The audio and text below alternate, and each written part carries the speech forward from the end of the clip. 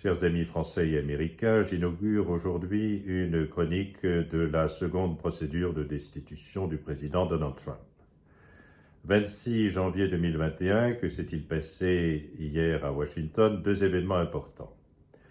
Le premier, c'est que 45 sénateurs républicains ont voté en faveur de la motion d'irrecevabilité de la procédure d'impeachment, une motion présentée par le sénateur Ron Paul.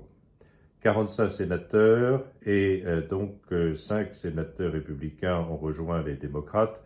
Je vous laisse en tirer la conclusion qui s'impose pour l'issue de la procédure de destitution en vous rappelant que les 2/3 du Sénat sont nécessaires, c'est-à-dire, outre les sénateurs démocrates, 17 sénateurs républicains. Il est désormais très peu probable que cette majorité des 2/3 soit acquise.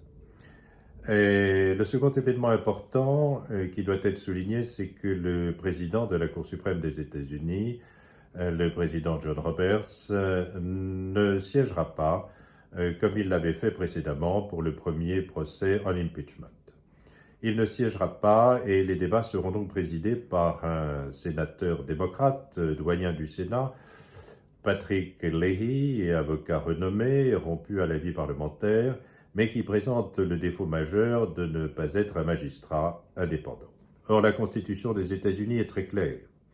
La section 3 de l'article 1er dispose que tout procès en impeachment du président doit être présidé par le président de la Cour suprême des États-Unis.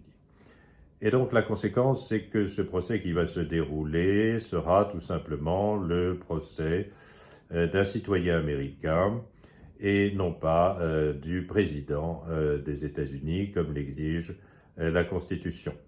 Rendez-vous dans quelques jours pour la suite de cette chronique.